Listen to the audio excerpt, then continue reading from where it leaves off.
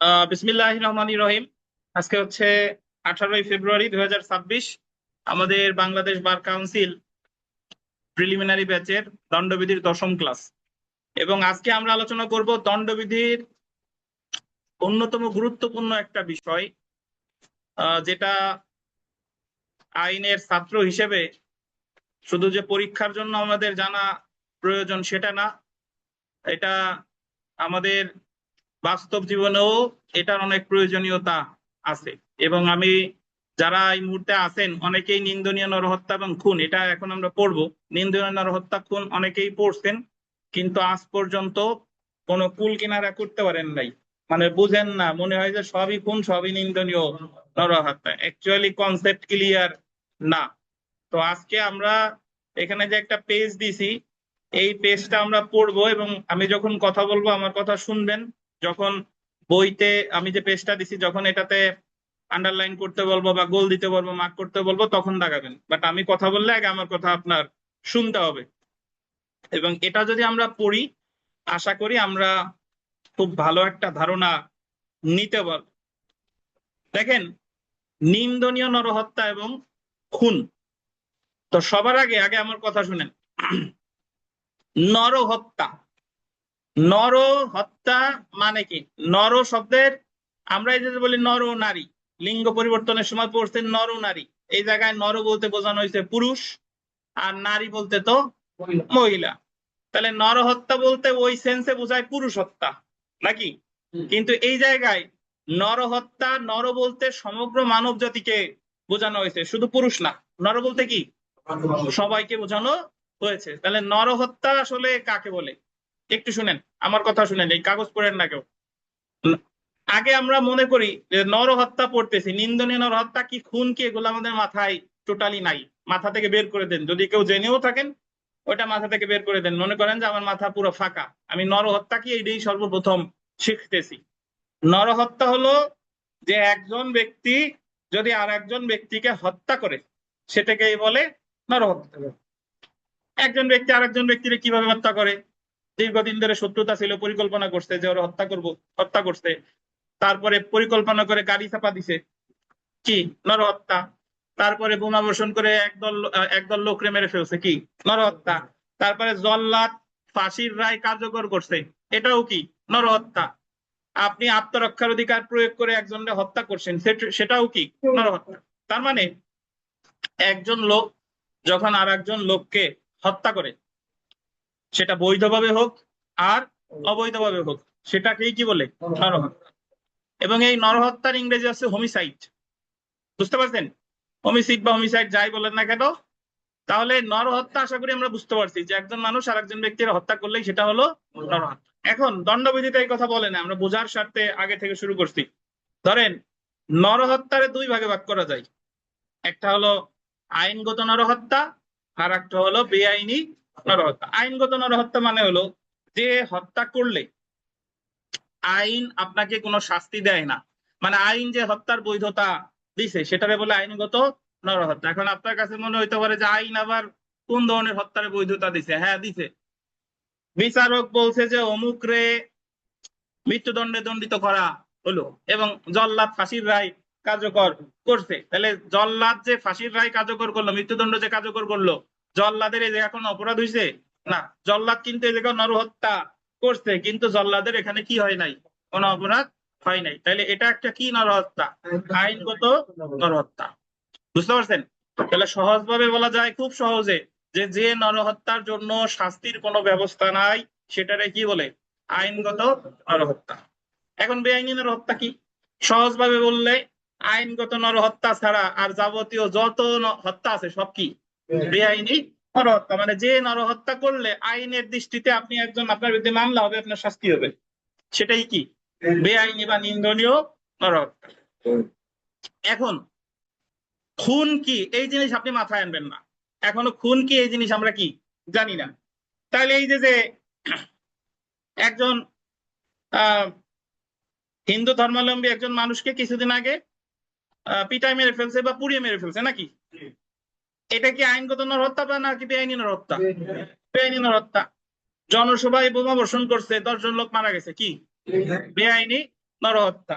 তারপরে একজন আরেকজনকে পারিবারিক শত্রুতা জের ধরে রাতের বেলা এসে ছুরি দিয়ে কোপায় মেরে ফেলছে, কি বেআইনি? নরহত্যা। ছিনতাইকারী বলছে যে যা যা আছে সব আমার কাছে দে, চিৎকার করবি না, চিৎকার করছে, ছিনতাইকারী পেটের ভিতরে ছুরি ঢুকাইয়া হত্যা করে চলে গেছে, এটা কি?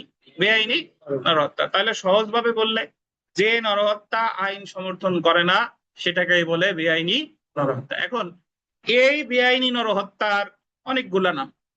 বাংলায় বলে বেআইনি নরহত্যা, বাংলায় বলে অপরাধজনক নরহত্যা, বাংলায় বলে নিন্দনীয় নরহত্যা, আর ইংরেজিতে বলে কালপেবল হোমিসাইড।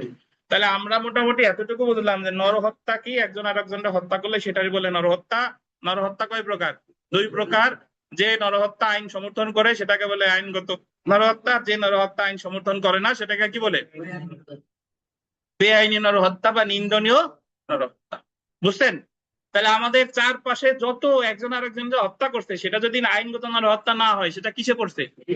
বেআইনি নরহত্যা বা নিন্দনীয় নরহত্যা। খুন হবে কিনা সেটা হলো পরের বিষয়, কিন্তু সবার আগে সেটা হয়ে বসে আছে কি? নিন্দনীয় নরহত্যা। তাহলে আমাদের চারপাশে যত ঘটনা ঘটছে বেআইনি ভাবে একজন আরেকজনকে হত্যা করলেই সেটা নিন্দনীয় নরহত্যা। এখন আমরা খুন কি এখনো আমরা জানি না। এই নিন্দনীয় নরহত্যার সংজ্ঞা দিচ্ছে দণ্ডবিধির 299 ধারায়। তো আগে একটু পড়ি, তারপরে সামনে আগাই। দেখেন, এবার আমি যে শীটটা দিছি এটা হাতে নেন।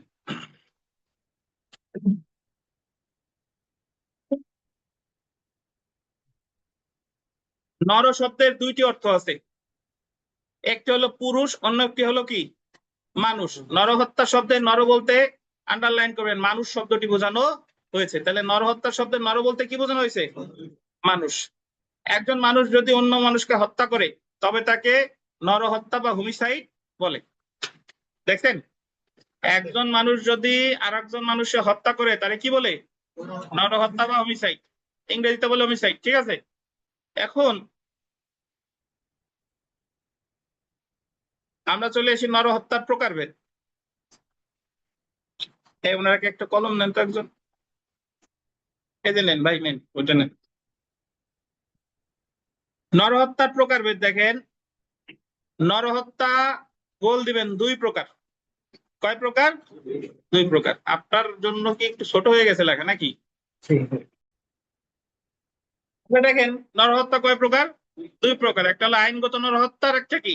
বেআইনি বা নিন্দনীয় নরহত্যা। আমরা আইনগত নরহত্যাটা একটু পড়ি। দেখেন, আইনগত নরহত্যা যেমন আদালতের নির্দেশে মৃত্যুদণ্ডে দণ্ডিত ব্যক্তির ফাঁসি কার্যকর করা, আত্মরক্ষার অধিকার প্রয়োগ করে কোনো ব্যক্তির মৃত্যু ঘটানো ইত্যাদি। সহজ কথায় বললে যে নরহত্যা করলে শাস্তির কোনো ব্যবস্থা নাই সেটাকে বলে আইনগত নরহত্যা। এখন আমরা চলে আসি নিন্দনীয় নরহত্যা বা বেআইনি নরহত্যা। দেখেন, আইনগত পন্থা ব্যতিরেকে, ব্যতিরেকে আন্ডারলাইন করেন। আইনগত পন্থা ব্যতিরেকে মানে কি? মানে আইনগত পন্থা ছাড়া বেআইনি ভাবে যদি একজন ব্যক্তি অন্যজন ব্যক্তি বা ব্যক্তিদের হত্যা করে তবে তাকে বেআইনি নরহত্যা বলে। দেখছেন, যেমন দেখেন, স্বপন দীনেশকে হত্যার অভিপ্রায় পিস্তল দিয়ে গুলি করে হত্যা করে। স্বপন দীনেশকে বলছে যে তোর কথা কাজের কোনো ঠিক নাই, মেলা অনেক চল্লি বললি টাউট বাটপারি করছিস, আজকে তোরে শেষ করে ফেলা হবে, এবং স্বপন গুলি করে দীনেশকে মেরে ফেলছে। তাহলে স্বপনের জায়গা কি করছে? নিন্দনীয় নরহত্যা। এখানে স্বপন বেআইনি বা নিন্দনীয় নরহত্যা করেছে বলে গণ্য হবে। দণ্ডবিধি 1860-এর আন্ডারলাইন করবেন 299 ধারায় নিন্দনীয় নরহত্যার সংজ্ঞা এবং 300 ধারায় নিন্দনীয় নরহত্যার শাস্তি সম্পর্কে আলোচনা করেছে। তাহলে নিন্দনীয় নরহত্যার সংজ্ঞা দিছে কত ধারায়? পরীক্ষায় প্রশ্ন আসবে যে নিন্দনীয় নরহত্যার সংজ্ঞা কত ধারায়? 299 ধারায়। শাস্তি কত ধারায়? 304 ধারায়। তাহলে বেআইনি ভাবে একজন আর একজনকে হত্যা করলেই সেটা নিন্দনীয় নরহত্যা। কত ধারায় সংজ্ঞা দিছে? 299 ধারায়। ধন্যবাদ। এখন খুন কি আমরা কি জানি এখনো? খুনের আমাদের মাথায় খুন কি এখনো ওটা মনে করবেন যে নাই। তো প্রথমে আমরা চলে আসি যে 299 ধারা অ্যাকচুয়ালি কি বলছে, এটা একটু পড়বো। দেখেন যে নিন্দনীয় নরহত্যা বা অপরাধজনক নরহত্যা 299 ধারা, এই যে পরের পরের থেকে নিন্দনীয় নরহত্যা বা অপরাধজনক নরহত্যা ইংরেজিতে কি বলে? দেখেন, কালপেবল হোমিসাইড। দেখেন, দণ্ডবিধি 1860-এর 299 ধারা অনুসারে কোনো ব্যক্তি যদি নিচের গোল দিবেন তিনটি পরিস্থিতির গোল দেবেন, হ্যাঁ তিনটি গোল দেবেন, তিনটি নিচের তিনটি পরিস্থিতির যে কোনো একটির অধীনে কোনো কাজ করে অন্যকে হত্যা করে তবে তা নিন্দনীয় নরহত্যা হবে। পরীক্ষায় প্রশ্ন আসছে একবার বা আসতে পারে যে নিন্দনীয় নরহত্যা কয়টি উপায় হতে পারে। এই যে গোল দিছি কয়টা উপায়, তিনটি উপায়। 299 ধারায় তো নিন্দনীয় নরহত্যা আছে, কয়টি উপায় হতে পারে, তিনটি উপায়। এই তিনটি উপায় আমরা একটু দেখবো। দেখেন 1 নাম্বার দেখেন, আন্ডারলাইন করেন, মৃত্যু ঘটানোর অভিপ্রায় with the intention of causing death. যখন অপরাধীর মূল লক্ষ্যই থাকে অন্য ব্যক্তিকে মেরে ফেলা, মানে যখন একজন ব্যক্তি অভিপ্রায় নিয়ে আরেকজনকে হত্যা করছে, যে ওই ব্যক্তির অভিপ্রায় যমুক রিয়াজকে হত্যা আমি করবই, বুঝছেন, তাহলে সেটা কি নিন্দনীয় নরহত্যা। তাহলে তিনটা উপায়ের প্রথম উপায়টা কি, অভিপ্রায়, অভিপ্রায় নিয়ে মেরে ফেলছে। 2 নাম্বারটা দেখেন, এমন শারীরিক আঘাত করার অভিপ্রায়, এই শব্দ 4টে গোল দেন, শারীরিক আঘাত করার অভিপ্রায়, এমন শারীরিক আঘাত করার অভিপ্রায়, মানে আপনি এমন শারীরিক অভিপ্রায়ে যার ফলে মৃত্যু ঘটার সম্ভাবনা থাকে। দেখেন, যখন অপরাধীর উদ্দেশ্য সরাসরি প্রাণ নেওয়া নয়, কিন্তু এমন গুরুতর আঘাত করা যা থেকে মৃত্যু হওয়ার প্রবল সম্ভাবনা থাকে। আপনি বলতেছেন যে ওরে তো আমার হত্যার অভিপ্রায় ছিল না, কিন্তু বাঁশ দিয়ে মাথায় এমন বাড়ি দিছেন যে সে কি মারা গেছে। তাহলে গুরুতর জখম এমন করছেন যে ওই জায়গায় মৃত্যুর সম্ভাবনা ছিল, তাহলে সেটাও কি হবে, নিন্দনীয় নরহত্যা। তাহলে অভিপ্রায় নিয়ে মেরে ফেললে নিন্দনীয় নরহত্যা, এমন গুরুতর শারীরিক জখম করতেন যার ফলে মৃত্যুর সম্ভাবনা থাকে এবং মারা গেছে, সেটাও কি নিন্দনীয় নরহত্যা। 3 নাম্বারটা দেখেন, মৃত্যু ঘটতে পারে, আন্ডারলাইন করেন, এমন জ্ঞান থাকা সত্ত্বেও, মৃত্যু ঘটতে পারে এমন জ্ঞান থাকা সত্ত্বেও, যখন কোনো অপরাধী নির্দিষ্ট কোনো উদ্দেশ্য নেই, কিন্তু সে জানে যে তার এই কাজটি করলে কারো মৃত্যু হতে পারে, তার কোনো উদ্দেশ্য নাই কিন্তু সে জানে যে এমন কাজ করলে তার মৃত্যু হতে পারে। আপনি একজনের ওই হত্যার উদ্দেশ্য, ধরেন একজনের ছাদ থেকে ঠেলা দিয়ে ফেলে দিচ্ছেন, এর কি করে ফেলে দিচ্ছেন, কিন্তু 5 তলা ছাদ থেকে যদি ফেলে দেন তাহলে তো সে মারা এমনি যেতে পারে, আপনার হত্যার উদ্দেশ্য নেই, আর কি করেই আপনি ঠেলা দিয়েছেন, মারা গেছে, মারা গেলেই সেটা কি নিন্দনীয় নরহত্যা। তাহলে নিন্দনীয় নরহত্যার 3টে উপাদান, অভিপ্রায়, গুরুতর আঘাত যার সম্ভাবনার কারণে মৃত্যুর, মানে যার কারণে মৃত্যুর সম্ভাবনা থাকে, আর যখন এমন একটা কাজ করছেন যার ফলে মৃত্যু হতে পারে। এই 3টা উপায়ে নিন্দনীয় নরহত্যা হতে পারে। সহজভাবে যদি বলি যে একজন আর একজনকে বেআইনি ভাবে হত্যা করলেই নিন্দনীয় নরহত্যা। কত ধারা, 299 ধারা। এখন দেখেন পরের লাইন, অর্থাৎ একজন ব্যক্তি যদি বেআইনি ভাবে অপর কোনো ব্যক্তিকে হত্যা করে, সর্বপ্রথম সেটি নিন্দনীয় নরহত্যা বলে গণ্য হবে। দেখছেন, সর্বপ্রথম সেটা কি হবে, নিন্দনীয় নরহত্যা। উক্ত নিন্দনীয় নরহত্যা, আন্ডারলাইন করবেন, খুন বলে বিবেচিত হতেও পারে আবার নাও পারে। এই যে পেলাম আমরা খুনের দেখা, নিন্দনীয় নরহত্যা হয়ে তো বসে আছে, কিন্তু সেটা কি খুন হতেও পারে আবার নাও পারে। কোন নিন্দনীয় নরহত্যা খুন বলে বিবেচিত হবে কি হবে না সেটা জানার জন্য 300 ধারা পড়তে হবে। অর্থাৎ নিন্দনীয় নরহত্যা সর্বপ্রথম হবে, এখন ওই নিন্দনীয় নরহত্যাটা খুন হতেও পারে আবার নাও পারে, খুন হবে কি হবে না এটা জানার জন্য পড়তে হবে কত ধারা, 300 ধারা। তাহলে 300 ধারায় দেওয়া হয়েছে খুনের সংজ্ঞা। আমরা 300 ধারায় চলে আসি, পরের প্যারা দেখেন, খুন বা মার্ডার কত ধারা, 300 ধারা। এবার আমার কথা একটু শুনেন, 300 ধারায় 2টা ভাগ আছে। প্রথম ভাগ বলছে যে কখন নিন্দনীয় নরহত্যা খুন হবে, আর দ্বিতীয় ভাগটা বলে ব্যতিক্রম অংশ।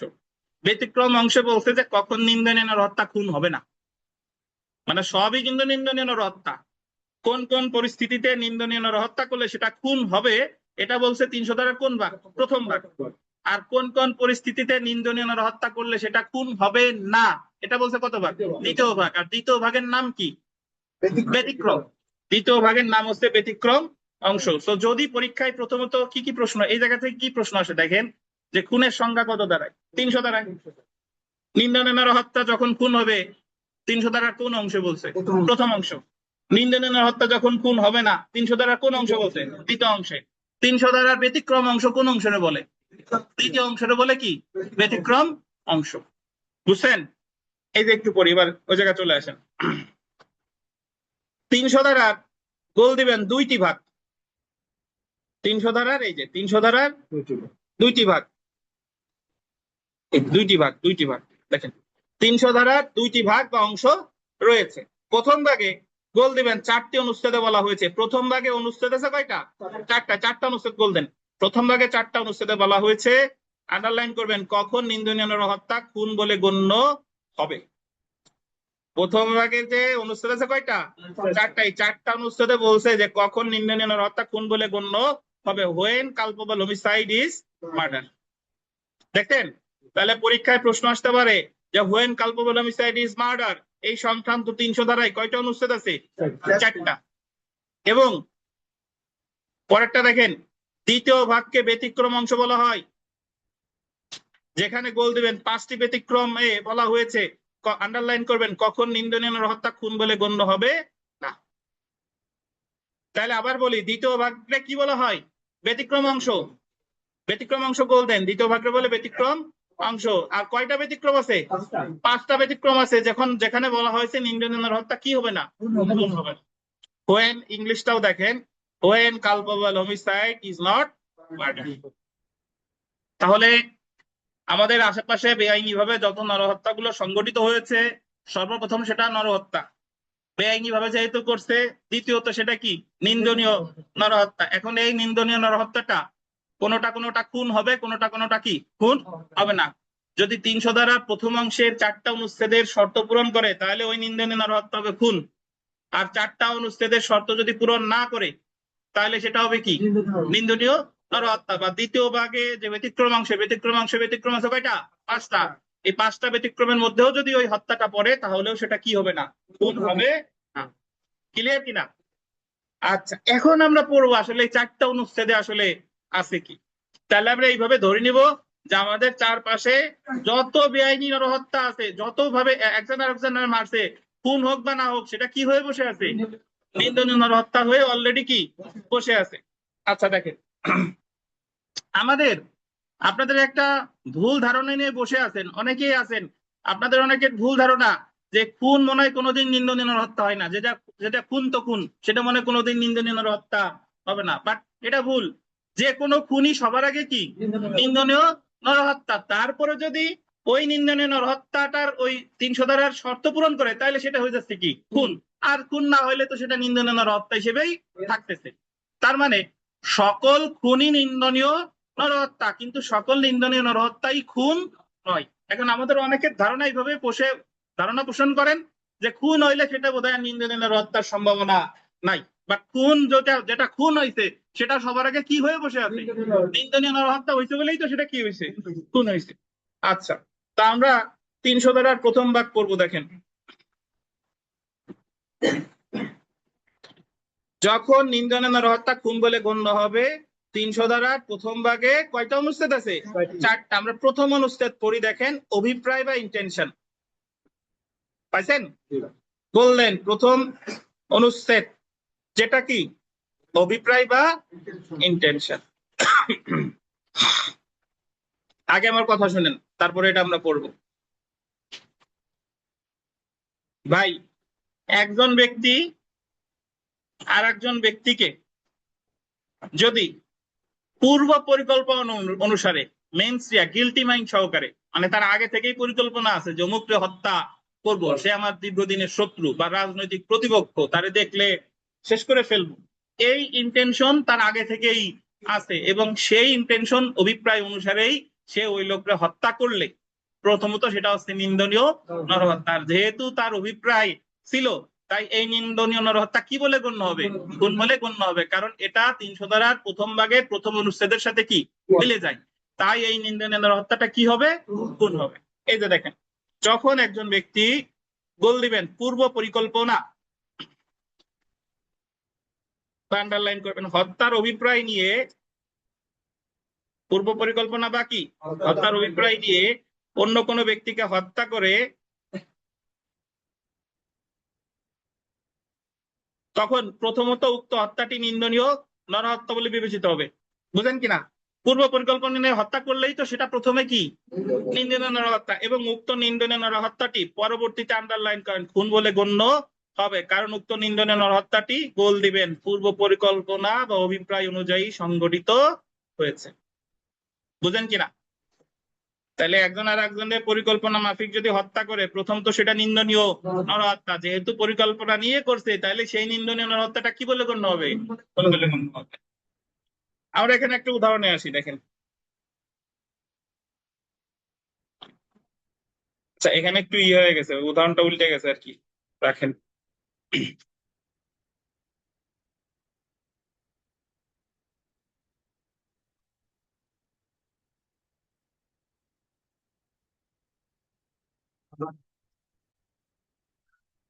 আচ্ছা দেখেন, তাহলে আমরা যেখানে ছিলাম যে একজন ব্যক্তি যদি আরেকজন ব্যক্তিকে পূর্ব পরিকল্পনা বা অভিপ্রায় অনুসারে হত্যা করে, প্রথমত সেটা কি নিন্দনীয় নরহত্যা, পরবর্তীতে সেই নিন্দনীয় নরহত্যা কি হবে?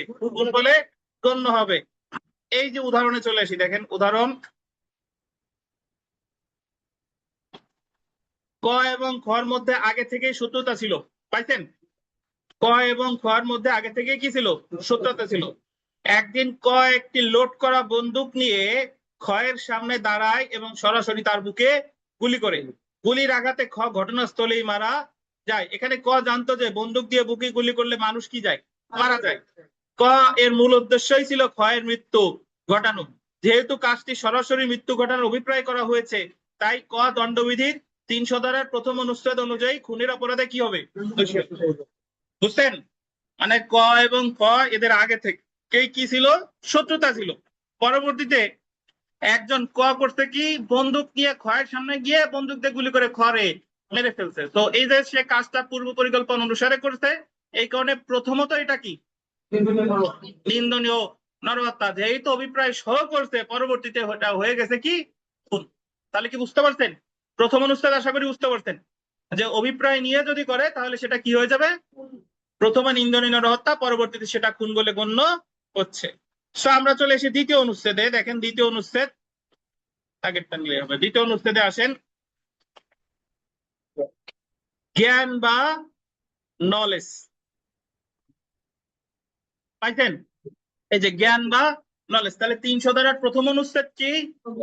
ইন্টেনশন বা অভিপ্রায়। জ্ঞান বা নলেজ আমরা পরে পড়বো, আগে আমার কথা শুনেন। এই জায়গায় এই দ্বিতীয় অনুচ্ছেদটা দিয়ে মোট 3 ধরনের প্রশ্ন হয়। আমার এখন থেকে মনে রাখতে হবে, জ্ঞান মানে কি? মানে আপনি এমন জ্ঞান নিয়ে একজনের একটা কাজ করছেন, আঘাত করছেন, আপনি জানেন যে সে, এই আমার আঘাত যদিও সামান্য আঘাত, কিন্তু এই আঘাতেই তার মারা যাওয়ার সম্ভাবনা আছে, কিন্তু ওই লোকটারই মারা যাওয়ার সম্ভাবনা আছে, কিন্তু সুস্থ একজনে মারলে সেটা মারা যাওয়ার সম্ভাবনা নাই। তাহলে ওই লোকরে যে আপনি হালকা আঘাত করছেন, তবুও সেটা খুন বলে গণ্য হবে। উদাহরণ দিলে বুঝবেন। ধরেন খবির একটা দুরারোগ্য ব্যাধিতে আক্রান্ত, ক্যান্সারের পেশেন্ট ধরেন।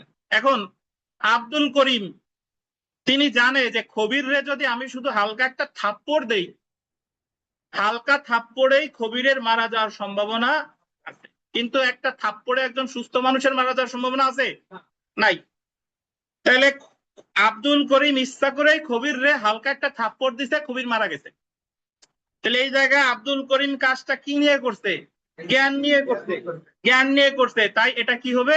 খুন। প্রথমত নিন্দনীয় হত্যা, পরবর্তীতে সেটা কি খুন। কিন্তু সেম উদাহরণ যদি এরকম হতো যে আব্দুল করিম জানে না যে খবর দুরারোগ্য ব্যাধিতে আক্রান্ত, আব্দুল করিম মানে না জেনে, তার জ্ঞান ছিল না, না জেনেই তার হালকা থাপ্পড় দিছে, খবির মারা গেছে। তাহলে এই জায়গায় আব্দুল করিম যেটা করছে নিন্দনীয় নরহত্যা হয়েছে, খুন হবে না। কেন হবে না? তার জ্ঞান ছিল না। বুঝতে পারছেন? তাহলে জ্ঞান নিয়ে করলে কি হবে? খুন হবে। আর জ্ঞান ছাড়া করলে কি হবে? নিন্দনীয় নরহত্যা, খুন হবে না। দুইটা উদাহরণ বুঝছেন? এবার 3 নম্বর উদাহরণটা শুনেন। জ্ঞান নাই, তারপরেও খুন হতে পারে। কিভাবে? আব্দুল করিম জানে না যে খবির দুরারোগ্য ব্যাধিতে আক্রান্ত, কিন্তু আব্দুল করিম খবির রে এমন শারীরিক আঘাত করছে যে একজন সুস্থ স্বাভাবিক মানুষ সে করলেও মারা যাওয়ার জন্য কি যথেষ্ট, খবির মারা গেছে। এই জায়গায় আব্দুল করিম প্রথমত করছে নিন্দনীয় নরহত্যা, দ্বিতীয়ত কি খুন। কারণ ওই আঘাতটা একজন সুস্থ স্বাভাবিক মানুষের মারা যাওয়ার জন্য কি যথেষ্ট। তাহলে আমি আবার বলি, জ্ঞান থাকলে কখনো খুন হয়, জ্ঞান না থাকলে খুন হয় না। কিন্তু জ্ঞান না থাকলে আবার এক ক্ষেত্রে খুনও হয়। 3টা উদাহরণ, ওই যে দুরারোগ্য ব্যাধিতে আক্রান্ত ছিল, সে জানতো হালকা আঘাত করতে মারা গেছে, খুন। দুরারোগ্য ব্যাধিতে আক্রান্ত ছিল, জানে না, হালকা আঘাত করতে মারা গেছে, নিন্দনীয় নরহত্যা। দুরারোগ্য ব্যাধিতে আক্রান্ত ছিল, জানে না, কিন্তু এমন আঘাত করছে যে মারা যাওয়ার জন্য কি যথেষ্ট, তাইলে এটা কি খুন। বুঝেন কিনা? এই হচ্ছে আপনার জ্ঞানের কথা বললাম। একটু পড়ি, তারপরে আমরা আমাদের বিরতি যাব। দ্বিতীয় অনুচ্ছেদটা পড়ে, যদি কোনো ব্যক্তি অপর কোনো ব্যক্তিকে, আন্ডারলাইন করবেন, এমন জ্ঞান নিয়ে শারীরিক আঘাত করে, আন্ডারলাইন করবেন, যার সম্ভাব্য ফলাফল মৃত্যু। কি বলেন? এমন জ্ঞান নিয়ে শারীরিক আঘাত করছে যার সম্ভাব্য ফলাফল কি মৃত্যু, এবং উক্ত আঘাতের ফলে উক্ত ব্যক্তি মৃত্যুবরণ করে, তবে উক্ত নিন্দনীয় নরহত্যা খুন বলে বিবেচিত হবে। দেখছেন? উদাহরণ পড়ি। জামান একটি, আন্ডারলাইন করবেন, দুরারোগ্য ব্যাধিতে আক্রান্ত যে একটি সামান্য আঘাতেই তার মৃত্যু হতে পারে। মানে জামান একটা দুরারোগ্য ব্যাধিতে আক্রান্ত যার ফলে সামান্য আঘাতেই জামানের মারা যেতে পারে। আরিফ জামানের উক্ত ব্যাধির বিষয়ে জেনে স্বেচ্ছায় জামানকে এমন আঘাত করে, আন্ডারলাইন করবেন, যা একজন সুস্থ মানুষের মৃত্যুর জন্য যথেষ্ট না। আরিফ এমন আঘাত করছে যে একজন স্বাভাবিক মানুষের মৃত্যুর জন্য কি যথেষ্ট না, কিন্তু জামান উক্ত আঘাতের ফলে মৃত্যুবরণ করে, ফলে আরিফ এখানে কি করেছে বলে গণ্য হবে, খুন করেছে বলে বিবেচিত হবে। উপরোক্ত ঘটনায় আরিফ যদি জামানের শারীরিক ব্যাধির ব্যাপারে অবগত না থেকে আঘাত করত, মানে জানে না যে সে দুরারোগ্য ব্যাধিতে আক্রান্ত, হালকা আঘাত করছে কিন্তু মারা গেছে, তাইলে এটা কি খুন হতো? খুন হতো না, এটা কি হতো? নিন্দনীয় নরহত্যা। উপরোক্ত ঘটনায় আরিফ যদি জামানের শারীরিক ব্যাধির ব্যাপারে অবগত না থেকে আঘাত করত, তবে উক্ত নিন্দনীয় নরহত্যা খুন বলে বিবেচিত হতো। তাহলে আমরা 300 ধারা 2টা অনুচ্ছেদ পেলাম। একটা কি ভাই? অভিপ্রায়। আর একটা কি? জ্ঞান। তাহলে জ্ঞান থাকলে কখনো খুন হয়, আবার জ্ঞান না থাকলে খুন হয় না। আবার জ্ঞান না থাকলেও একটা ক্ষেত্রে কি খুন হতে পারে। তাহলে 300 ধারা 2টা অনুচ্ছেদ পড়লাম। আমরা নামাজের পরে বাকিটুকু পড়ে ফেলবো ইনশাল্লাহ, নামাজের বিরতি, এবং আজকে ক্লাস টেস্ট আছে।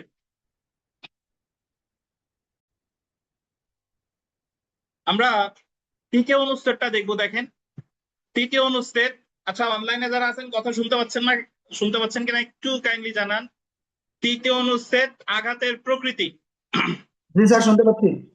আপনি কাউকে এমন আঘাত করে মৃত্যু ঘটাইছেন যে ওই আঘাতের একমাত্র ফলাফল হলো মৃত্যু, তাহলে প্রথমত সেটা নিন্দনীয় নরহত্যা, পরবর্তীতে সেটা কি খুন। দেখেন তৃতীয় অনুচ্ছেদ বা নেচার অফ ইনজুরি, আঘাতের প্রকৃতি একটু যদি পড়ি, যে যদি কোনো ব্যক্তি অপর কোনো ব্যক্তিকে এমন শারীরিক জখম বা আঘাত করে যার একমাত্র ফলাফল মৃত্যু, তখন উক্ত নিন্দনীয় নরহত্যা খুন বলে বিবেচিত হবে। আমরা উদাহরণটা পড়ি। দেখেন উদাহরণটা, ক এবং খ এর মধ্যে ঝগড়া হয়। তাদের মধ্যে ঝগড়া হয়েছে। ক একটি ধারালো তরল দিয়ে ক্ষয়ের পেটে জোরে আঘাত করে। ক এর হয়তো মনে মনে খকে মেরে ফেলার চূড়ান্ত ইচ্ছা ছিল না, মানে ঝগড়ার ফলে আঘাত করতে তরল দিয়ে। এখন তার মেরে ফেলা কি ছিল না, ইন্টেনশন ছিল না, সে শুধু তাকে গুরুতর জখম করতে চেয়েছিল, কিন্তু পেটের তলোয়ারের ওই গভীর আঘাতটি প্রকৃতির স্বাভাবিক নিয়মে একজন মানুষ মৃত্যু ঘটানোর জন্য যথেষ্ট, এবং আঘাতের ফলে মারা যায়। ধরেন তলোয়ার সে এক পাশ দিয়ে ঢুকে আর এক পাশ দিয়ে বের করছে, যেহেতু এই আঘাতটি প্রাণঘাতী ছিল, তাই এটি দাবি করতে পারবে না যে সে তাকে মারতে চায়নি, এবং 300 ধারা 3য় অনুচ্ছেদ অনুযায়ী সে কি করেছে বলে গণ্য হবে, খুন করেছে বলে গণ্য হবে। মানে আপনার খুনের ইন্টেনশন না থাকলেও আপনি এমন আঘাত করছেন যে ওই আঘাতের একমাত্র পরিণতি কি মৃত্যু, তাহলেও সে 3য় অনুচ্ছেদ অনুসারে সেটা কি হবে, সেই নিন্দনীয় নরহত্যাটি খুন। তাহলে প্রথম অনুচ্ছেদ পেয়েছি আমরা অভিপ্রায়, অভিপ্রায় সহ করলে খুন। দ্বিতীয় অনুচ্ছেদ পাইছি জ্ঞান, নলেজ, জ্ঞান নিয়ে করলে কি খুন। তৃতীয়টা আমরা পেলাম কি আঘাতের প্রকৃতি বা নেচার অফ ইনজুরি। আমরা চতুর্থটা চলে আসি। দেখেন আসন্ন বিপজ্জনক কার্য,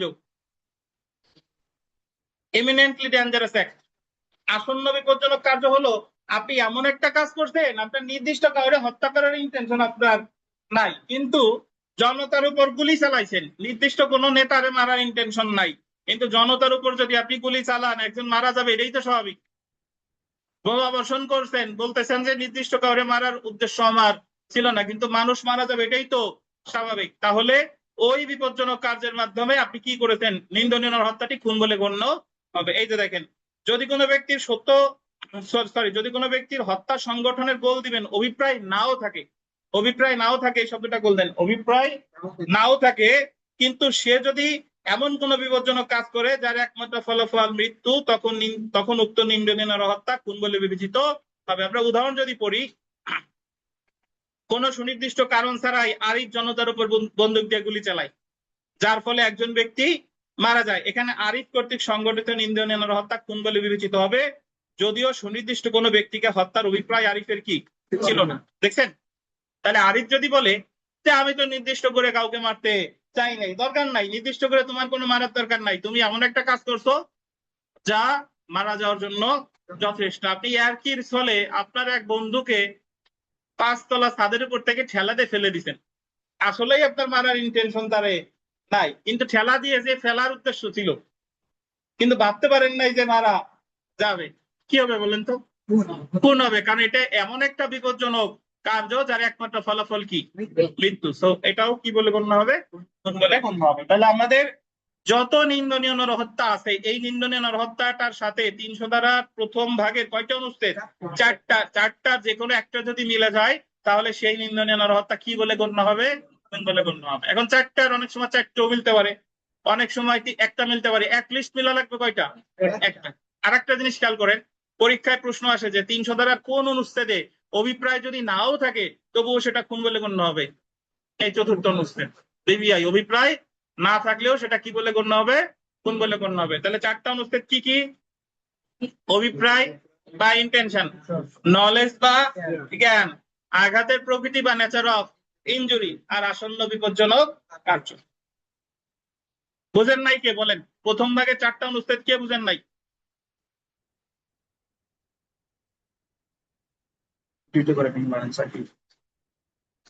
প্রথম ভাগে 4টা অনুচ্ছেদ কে বুঝেন নাই বলেন প্লিজ। সবাই বুঝতেন? অনলাইনে সবাই বুঝতেন? নির্মল সোনা কি অনলাইনে আছেন? আচ্ছা, আমরা চলে আসি 300 ধারার দ্বিতীয় ভাগে।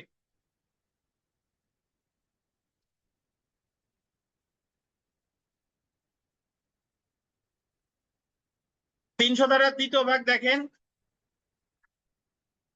300 ধারার দ্বিতীয় ভাগ বল দিবেন ব্যতিক্রম অংশ। 300 ধারার দ্বিতীয় ভাগে কি বলে? ব্যতিক্রম অংশ, যখন নিন্দনীয় হত্যা খুন বলে বিবেচিত হবে না, when culpable homicide is not murder। 300 ধারার দ্বিতীয় ভাগে বল দিবেন 5টি ব্যতিক্রম রয়েছে যেখানে বলা হয়েছে কখন নিন্দনীয় হত্যা খুন বলে গণ্য হবে না। তাহলে 300 ধারার দ্বিতীয় ভাগে কয়টা ব্যতিক্রম আছে? 5টা, এবং 5টা ব্যতিক্রমে বলা হয়েছে যে কখন নিন্দনীয় হত্যা খুন বলে গণ্য হবে না। তো আমরা প্রথমে চলে আসি, প্রথম ব্যতিক্রম, গুরুতর এবং আকস্মিক উত্তেজনা। আকস্মিক পড়বেন নাকি কেউ? আকস্মিক, গুরুতর ও আকস্মিক উত্তেজনা, গ্রেভ এন্ড সাডেন প্রভোকেশন। শুনে নাকি আমার কাছে? মানে একজন ব্যক্তি আর একজন ব্যক্তিরে হত্যা করছে, কিন্তু এই হত্যার জন্য তার আগে থেকে কোনো পরিকল্পনা ছিল না, হঠাৎ করে গুরুতর এবং আকস্মিক উত্তেজিত হয়ে সে হত্যাকাণ্ডটা ঘটাইছে। বুঝতে পারছেন? কোনো প্রি প্ল্যান অভিপ্রায় তার ছিল না। একটু উদাহরণ পড়লে বুঝবো। দেখেন, কোন প্রকার, আন্ডারলাইন করবেন, পূর্ব পরিকল্পনা বা অভিপ্রায় ব্যতীত যদি কোনো ব্যক্তি গুরুতর এবং আকস্মিক উত্তেজিত হয়ে অপর কোনো ব্যক্তির মৃত্যু ঘটায় তবে উক্ত নিন্দনীয় নরহত্যা খুন বলে বিবেচিত হবে না। যেমন দেখেন, ক তার বাড়িতে প্রবেশ করে দেখে যে খ তার স্ত্রীর সাথে আপত্তিকর অবস্থায় আছে। ক একজন ব্যক্তি, সে যখন তার বাড়িতে প্রবেশ করলো দেখলো যে তার স্ত্রীর সাথে খ নামক আরেকজন ব্যক্তি আপত্তিকর অবস্থায় আছে। এই দৃশ্য দেখে কয়ের মাথায় রক্ত চড়ে যায়, তীব্র এবং আকস্মিক উত্তেজনা। সেই সাথে সাথে পাশে থাকা একটি কুড়াল দিয়ে খকে আঘাত করে এবং খ মারা যায়। দেখেন, কর কি আগে থেকে পরিকল্পনা ছিল খরে মারবে? আগে থেকে কিন্তু তার কোনো পরিকল্পনা ছিল না, সে তো হঠাৎ করে সে উত্তেজিত হয়েছে। ইভেন খয়ের সাথে তার কোনো ঝগড়া হয়েছে? ঝগড়াও কিন্তু হয় নাই, মারা যায়। এখানে খ এর আচরণ ক কে উত্তেজিত করেছে, ক আত্মনিয়ন্ত্রণ হারিয়ে ফেলেছে, তাই এটি খুন নয়, এটি কি অপরাধজনক নরহত্যা। বুঝেন কিনা? আচ্ছা, এটা একটু দেখেন, তাহলে আমি আপনার প্রিন্ট দিয়ে দিব, আপাতত এটা একটু দেখেন। তো তাহলে এখানে যে জিনিসটা মনে রাখতে হবে, আবার বলি যে আগে শুনেন, না পড়লেও সমস্যা নাই, পরের গুলো মিলবে না। এমন উদাহরণটা শুনেন যে যখন একজন ব্যক্তি আর একজন ব্যক্তিকে গুরুতর এবং আকস্মিক উত্তেজিত হয়ে হত্যাটা করতেছে, তখন সেটা কি হবে? খুন হবে না, কি হবে? নিন্দনীয় নরহত্যা। ওই যে ওই ব্যক্তি ঘরে ঢুকে দেখে তার ওয়াইফের সাথে আর একজন পুরুষ আপত্তিকর অবস্থায় আছে, তাহলে ওই পুরুষকে তো হত্যা করার অভিপ্রায় তার আগে থেকে ছিল না, সে তো হঠাৎ রেগে গিয়ে হত্যা করছে। তাহলে হঠাৎ রেগে গিয়ে হত্যা করলে যেহেতু প্রি প্ল্যান নাই, এটা কি হবে না? খুন হবে না। তবে কথা আছে, দেখেন প্রথম ব্যতিক্রমের, দেখেন এবার ওটা ওটা হাতে নেন। প্রথম ব্যতিক্রমের আবার তিনটি ব্যতিক্রম আছে গোল্ডেন। এই যে গুরুতর এবং আকস্মিক উত্তেজনা, এর আবার কয়টা ব্যতিক্রম আছে? তিনটা রয়েছে, যেখানে নিন্দনীয় নরহত্যা খুন বলে বিবেচিত হবে। আমার কথা শুনেন, মানে আমি তো এই জায়গায় বলতেছি যে পূর্ব পরিকল্পনা যদি না থাকে, হঠাৎ উত্তেজিত হয়ে একজন আর একজনের হত্যা করলে সেটা নিন্দনীয় নরহত্যা হবে, খুন হবে না, নাকি? বাট এই গুরুতর এবং আকস্মিক উত্তেজনা যদি থাকেও, তবুও তিনটা ক্ষেত্রে সেটা খুনই হবে। বুঝছেন? কয়টা ক্ষেত্রে? তিনটা ক্ষেত্রে। তিনটা ক্ষেত্রে সেটা খুনই হবে। কিভাবে? আপনি আগে থেকে পরিকল্পনা, উত্তেজনাকে যদি আপনি অজুহাত হিসেবে দেখেন, অজুহাত মানে কি? আপনি আগে থেকে পরিকল্পনা করে আসছেন যে আজকে আমি ওরে খুঁচাবো, যেই আমার উপর একটু তেড়ে আসবে আমি হঠাৎ রাগ হয়ে ওরে হত্যা করব।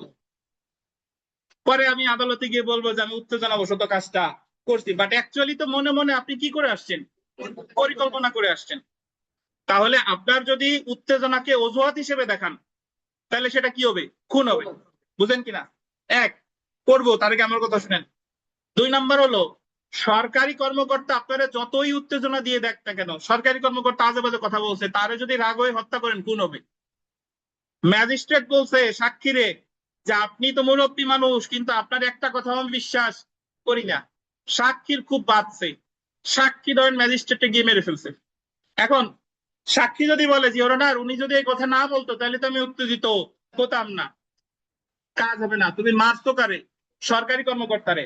তাহলে সরকারি কর্মকর্তারে উত্তেজিত হয়ে মারলেও কি হবে? খুন হবে। তাহলে উত্তেজনারে যদি আপনি অজুহাত হিসেবে দেখান, কি হবে? খুন হবে। উত্তেজনারে যদি আপনি, সরকারি কর্মকর্তা যদি উত্তেজনা দেয়, তবুও সেটা কি হবে? খুন হবে। আর তিন নাম্বার যেটা, সেটা হলো যে উত্তেজনা আপনার একজন দিছে, কিন্তু সে প্রথমে উত্তেজনা দেয় না, আগে আপনি তারে খুঁচাইছেন। মানে আপনি একজনকে থাপ্পড় দিতে গেছেন, থাপ্পড় দিলে ওই লোক তো আত্মরক্ষার অধিকার প্রয়োগ করতে, ওনার প্রয়োগের ক্ষমতা আছে না?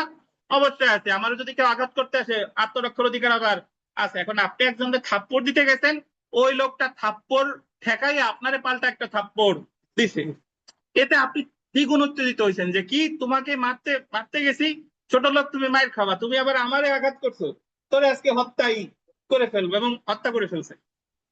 তাহলে এই জায়গায় যে হত্যা করছে সে যদি বলে যে ও আমারে তো আগে আমারে থাপ্পড় দিছে এই কারণে আমি হত্যা করছি, উত্তেজিত হয়ে করছি, না, এই উত্তেজনাটা সে কি খালি খালি দিছে? না, উত্তেজনাটা তো সে দিছে কিভাবে? আত্মরক্ষার অধিকার প্রয়োগকালে। আত্মরক্ষার অধিকার প্রয়োগকালে যেহেতু উত্তেজনা দিছে, আপনি যেহেতু তারা হত্যা করছেন, এটা নিন্দনীয় হত্যা হয়েছে বটে, বাট এটা কি হবে? খুন হবে। তাহলে গুরুতর এবং আকস্মিক উত্তেজনা প্রথম ব্যতিক্রম। প্রথম ব্যতিক্রমের ব্যতিক্রম আছে কয়টা? তিনটা। যদি আপনি উত্তেজনাকে অজুহাত হিসেবে দেখান, যদি উত্তেজিত হয়ে সরকারি কর্মকর্তারে হত্যা করেন, আর উত্তেজনা পাইছিলেন একজন ব্যক্তি দিছে যে তার বৈধ আত্মরক্ষার অধিকার প্রয়োগে, তাহলে সেই ক্ষেত্রেও সেই নিন্দনীয় নরহত্যাটা কি হবে? খুন হবে। একটু পড়ি দেখেন, তাহলে ভালো বুঝবেন। এক নাম্বারটা, যদি কোনো ব্যক্তি উত্তেজনাকে গোল দিবেন অজুহাত হিসেবে ব্যবহার করে, পাইছেন? যদি কোনো ব্যক্তি উত্তেজনাকে কি হিসেবে ব্যবহার করে? অজুহাত হিসেবে ব্যবহার করে কোনো হত্যা সংগঠন করে, তবে উক্ত নিন্দনীয় নরহত্যা খুন বলে বিবেচিত হবে। যেমন দেখেন, ক বিদ্বেষবশত খ কে হত্যা করতে চায়। বিদ্বেষবশত বুঝেন? মানে হিংসা করে তারে, সে ইচ্ছা করে খ কে গালিগালাজ করতে থাকে যাতে খ রেগে যায়। ক ইচ্ছা করে খরে কি করতেছে? গালিগালাজ করতেছে যাতে খ রেগে যায়। এক পর্যায়ে খ রেগে গিয়ে ক কে একটা চর মারে, তখন ক এই চরকে তীব্র এবং আকস্মিক উত্তেজনা দাবি করে সাথে সাথে খ কে কি করে? হত্যা করে। মানে আগে খুসাখুসি শুরু করছিল কে? সে। শুরু করলে সে পাল্টা তার একটা চর মারে যে তুই কত বড় সাহস আমার এরকম খুসাস কেন? চর মারলে ও দ্বিগুণ উত্তেজিত হয়ে এখানে ক নিজেই প্ররোচনা করে অজুহাত তৈরি করেছে, তাই এটা কি হবে? খুন হবে। বুঝেন কিনা? রাস্তায় অনেক সময় আছে যে পাগললে খুঁচান, এক জিনিস বলে কিছু বললে সে কি হয়? রাগ হয়। তো পাগললে খুঁচাইছেন, পাগল হয়েছে রাগ, পাগল আপনারা 2 টাকা লাগালি দিছে, পাগলের তো মাথা ঠিক নাই। এখন পাগললে যাই আপনি উত্তেজিত হয়ে মেরে ফেলছেন, যে তোর কত বড় সাহস, তুই আমার এই গালি গালাস করলি কেন? এই জায়গা পাগল যদিও আপনার উত্তেজনা দিছে, কিন্তু উত্তেজনাটা তো তারে আগে খুঁচাইছে কে? আপনি। তাহলে উত্তেজনারে আপনি কি হিসেবে ব্যবহার করতেছেন? অজুহাত হিসেবে। সো এই অজুহাত হিসেবে যদি উত্তেজনারে ব্যবহার করেন, এটা কি হবে? খুন হবে। 2 নম্বরটা দেখেন, উত্তেজিত হয়ে সরকারি, আন্ডারলাইন করেন, সরকারি কোনো কর্মকর্তাকে হত্যা করলে উক্ত নিন্দনীয় হত্যা খুন বলে বিবেচিত হবে।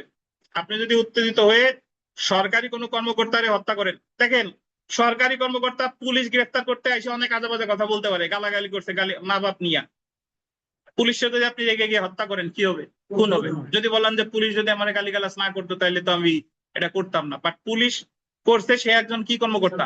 সরকারি কর্মকর্তা। দেখেন, যেমন একজন সাক্ষীর জবানবন্দি গ্রহণ শেষে ম্যাজিস্ট্রেট সাক্ষীকে উদ্দেশ্য করে বলে যে তিনি সাক্ষীর একটা কথাও বিশ্বাস করেন না। ম্যাজিস্ট্রেট বলতেছে যে তোমার একটা কথাও বিশ্বাসযোগ্য না। সাক্ষী এই কথা শুনে আকস্মিক উত্তেজিত হয়ে ম্যাজিস্ট্রেটকে হত্যা করেন। এই ক্ষেত্রে উক্ত সাক্ষী কি করেছে বলে গণ্য হবে? খুন করেছে বলে গণ্য হবে। এটা কি প্রথমে নিন্দনীয় নরহত্যা হয়েছে না ভাই? অবশ্যই নিন্দনীয় নরহত্যা হয়েছে। যেহেতু সে উত্তেজিত হয়ে সরকারি কর্মকর্তার হত্যা করছে, তাই এটা কি হবে? খুন হবে। বুঝছেন? তাহলে গুরুতর এবং আকস্মিক উত্তেজনার বশত হত্যা করলে খুন হবে না, বাট এর ব্যতিক্রম কয়টা? 3টা। অজুহাত হিসেবে দেখাইলে খুন হবে। সরকারি কর্মকর্তারে উত্তেজিত হত্যা করলে কি হবে? খুন হবে। 3 নাম্বার,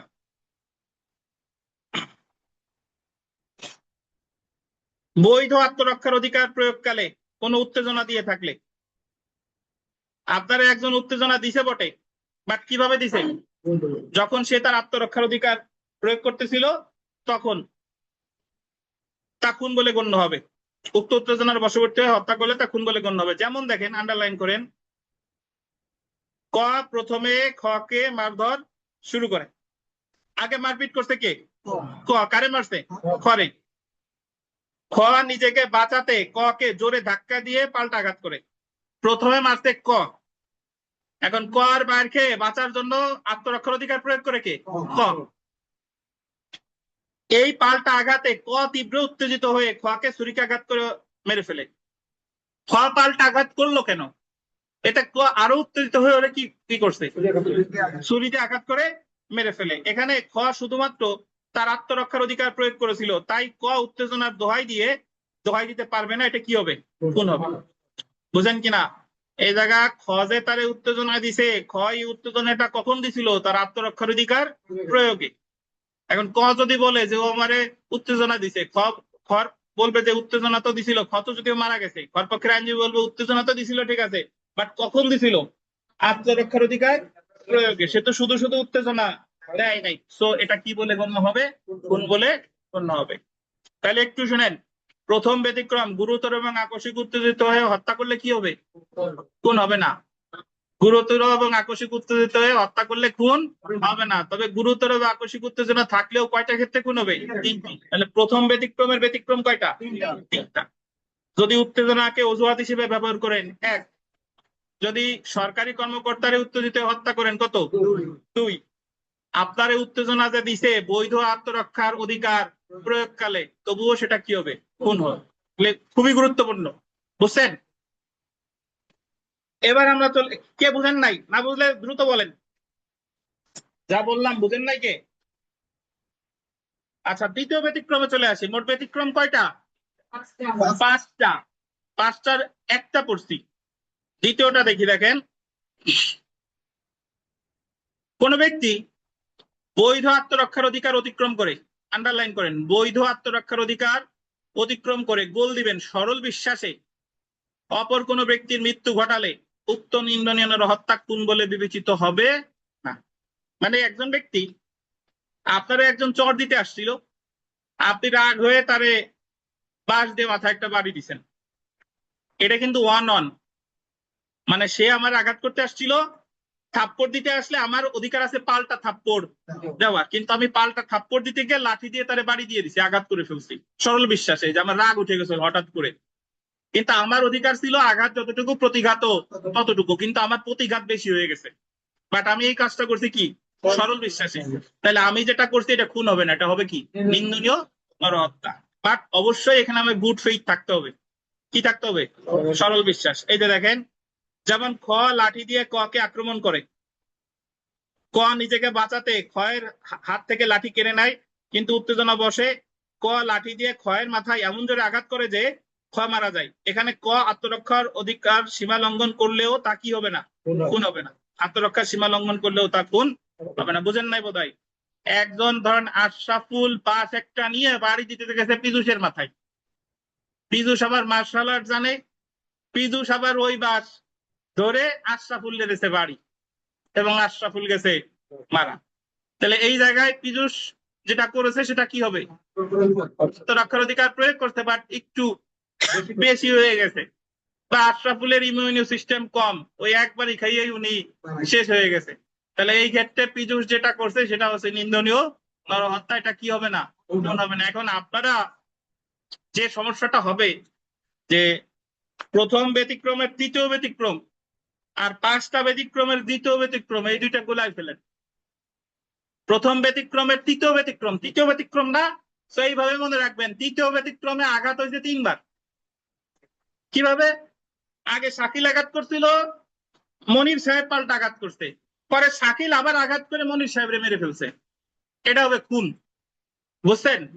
আর দ্বিতীয় ব্যতিক্রম মাত্র যেটা বললাম, দ্বিতীয় ব্যতিক্রম, দ্বিতীয় ব্যতিক্রম তা আঘাত কয়বার? 2 বার। শাকিল আঘাত করেছিল, মনির সাহেব পাল্টা আঘাত করে শাকিল দিয়ে মেরে ফেলছে। মনির সাহেব যদি সরল বিশ্বাসে করে থাকে তাহলে এটা কি হবে না? খুন হবে না। বুঝতে পারছেন? তাহলে এইভাবে মনে রাখবেন যে প্রথম ব্যতিক্রমের যে তৃতীয় ব্যতিক্রম আছে, ওই যে বৈধ আত্মরক্ষার উত্তেজনা দিয়েছে, ওই জায়গায় আঘাত হয়েছিল কয়বার? 3 বার। একজন করছে 2 বার আর একজন করছে 1 বার।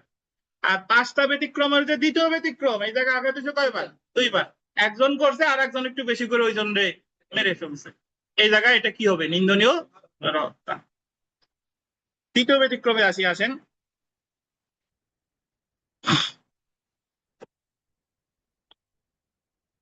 কোন গোল দিবেন সরকারি কর্মকর্তা, গোল দিবেন সরল বিশ্বাসে, তার উপর অর্পিত আন্ডারলাইন করবেন আইনগত ক্ষমতা অতিক্রম করে অন্য কোনো ব্যক্তির মৃত্যু ঘটালে তা খুন বলে বিবেচিত হবে না। সরকারি কর্মকর্তারে যে ক্ষমতা দিছিল, উনি ওই ক্ষমতা প্রয়োগ করতে গিয়ে একটু বেশি প্রয়োগ করে ফেলছে এবং ওই লোকরে মেরে ফেলছে। কারণ পুলিশ একজনকে অ্যারেস্ট করতে গিয়ে পুলিশ দেখা যাচ্ছে যে ওই লোককে আঘাত না করলে পুলিশ তারে অ্যারেস্ট করতে পারতেছে না, বন্দুক দিয়ে গুলি বা পিস্তল দিয়ে পায়ে গুলি না করলে তারে অ্যারেস্ট করা যাচ্ছে না, এবং তারে পায়ে গুলি করছে, বাট পায়ে গুলিতে ধরেন সে অতিরিক্ত রক্তক্ষরণে ওই জায়গায় সে মারা গেছে, বা তা অন্য রোগ ছিল, ওই সামান্য গুলির আঘাতেই মারা গেছে। অ্যাকচুয়ালি পুলিশের কিন্তু এই জায়গায় তারে হত্যা করা কি ছিল না, ইন্টেনশন ছিল না। পুলিশ তার উপর যে দায়িত্ব আছে সেটা পালন করতে গিয়ে সরল বিশ্বাসে একজনকে মেরে ফেলছে, তাহলে এটা কি হবে? নিন্দনীয় নরহত্যা। এই যে দেখেন, যেমন একজন পুলিশ অফিসার একজন দাগী ও ভয়ঙ্কর খুনিকে গ্রেফতার করতে যান, খুনি পালানোর চেষ্টা করলে পুলিশ তাকে থামানোর জন্য গুলি করেন। পুলিশ অ্যাকচুয়ালি তারে কিসের জন্য গুলি করতে? থামানোর জন্য, এবং খুনি মারা যায়। যদি পুলিশ অফিসারের কোনো ব্যক্তিগত শত্রুতা না থাকে তবে এটা কি হবে না? এটা খুন হবে না, এটা কি হবে? নিন্দনীয় নরহত্যা। বাট পুলিশ অফিসারকে অবশ্যই দেখাতে হবে সে কাজটা করতে কিভাবে? সরল বিশ্বাস।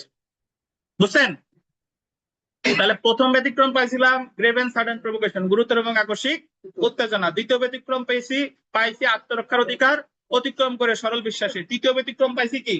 সরকারি কর্মকর্তা যদি সরল বিশ্বাসে তার উপর অর্পিত দায়িত্ব পালন করতে গিয়ে কাউরে কি করে? হত্যা করে, তাহলে সেটা কি হবে না? খুন হবে না। চতুর্থ ব্যতিক্রম আসেন।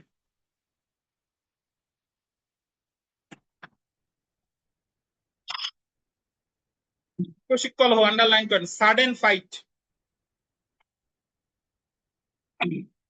দেখেন, একটু আগে আমি বলি, তারপরে এই জায়গায় পড়ি।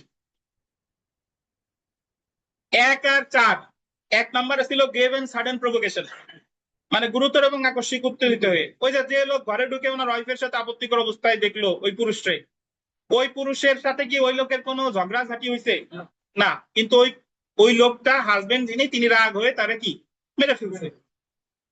এটা হচ্ছে আপনার গ্রেভ এন্ড সাডেন প্রভোকেশন। আর আকস্মিক কলহ মানে হলো যে কোনো জিনিসটা আগে দুইজনের মধ্যে ঝগড়াঝাটি হচ্ছে, ওই মুহূর্তে যদি একজন আর একজনরে মেরে ফেলে সেটা পড়বে চতুর্থ ব্যতিক্রমে। আমি একটু ছোট্ট উদাহরণ দিই। ধরেন গোপালগঞ্জে যেদিন নির্বাচন হয়, নির্বাচনে ভোট গণনার সময় জামাত এবং বিএনপি দলের সমর্থকদের মধ্যে হঠাৎ করে হাতাহাতি হয়েছিল, জানেন কিনা আপনারা?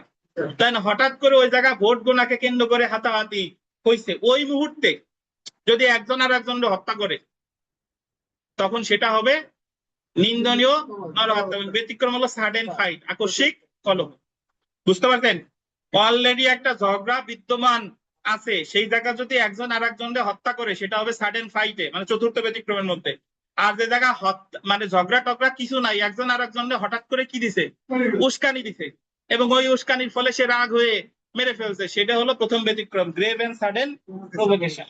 এই যে দেখেন আকস্মিক কলহ, পূর্ব পরিকল্পনা বা অভিপ্রায় ব্যতীত যদি কোনো ব্যক্তি গুরুতর এবং আকস্মিক কলহে উত্তেজিত হয়ে অপর কোনো ব্যক্তির মৃত্যু ঘটায়, উক্ত নিন্দনীয় নরহত্যা খুন বলে বিবেচিত হবে না। যেমন দেখেন ক এবং খ একটি চায়ের দোকানে রাজনৈতিক বিষয় নিয়ে তর্কাতর্কি শুরু করে, দেখছেন?